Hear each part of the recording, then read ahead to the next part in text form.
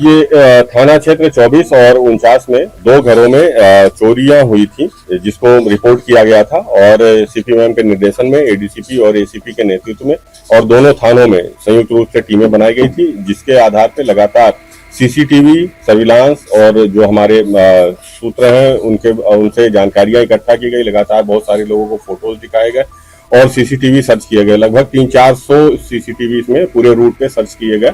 उसके आधार पे कुछ फोटो सामने आए जिसको वेरीफाई कराया गया।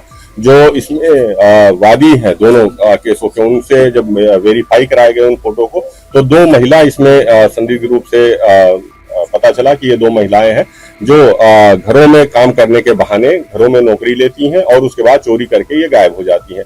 इसके बाद जब पूरी टीम ने जानकारी की तो पता चला कि ये दोनों महिलाएं पश्चिम बंगाल में हैं और वहां पे जो दो भाई हैं उनके साथ इनकी शादी हुई है।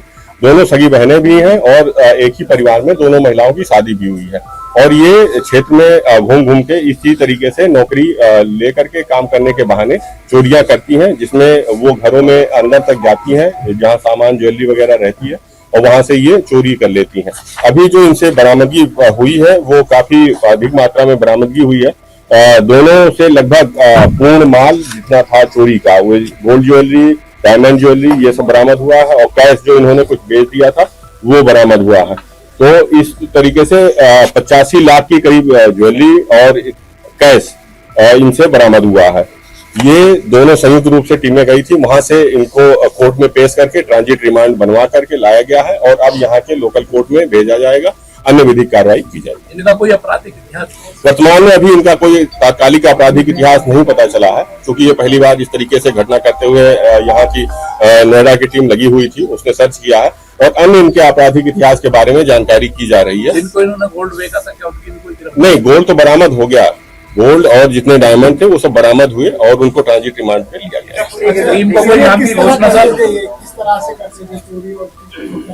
सर, जो गोल्ड ये सबसे बड़ी बात है कि ये लोगों का विश्वास अर्जित करते थे। जिस भी घरों में काम करने जाते थे सबसे पहले उनसे एकदम जुड़ करके उनका विश्वास अर्जित कर लेते थे और उनको बहुत ही गुड फेथ में रखते थे। उनके सारे काम, सारे आदेशों को मानना, सारे काम में बढ़ चढ़ के हिस्सा लेना, घरेलू कार्यों में सहायक के रूप में जो काम होते हैं हाउस होल्ड के, उसको बढ़ चढ़ के करते हैं तो आदमी का विश्वास हो जाता है। हर चीज को मतलब बढ़ के करना। तो परिवार का जो मुखिया होता था या परिवार के अन्य सदस्य होते थे, खासकर महिलाएं, उनका विश्वास जीतने का काम करते थे और विश्वास में ही वो धीरे धीरे उन अलमारी को, उन रैक को, उन जगहों को जहाँ पे ज्वेलरी या कैश रखे होते थे उनको टारगेट करके चिन्हित कर लेते थे और एक दिन अचानक 2-4 दिनों में ही ये लेकर के फरार हो जाते थे। पुरुष भी सामने इनके साथ में कोई?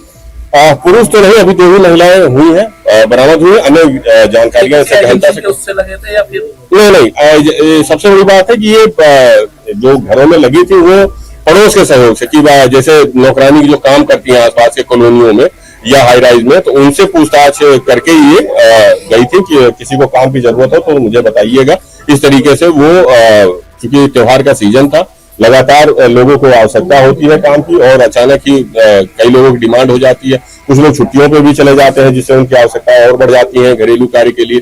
तो इस तरीके से वो मैनुअल रूप से मतलब लोगों से इंटरेक्ट होकर के पूछताछ करके जो घरेलू सहायिकाएं थी उनसे पूछताछ करके ये काम पे लगी हुई।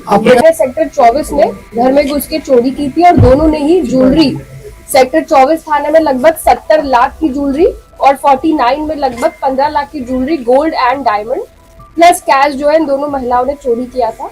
ये दो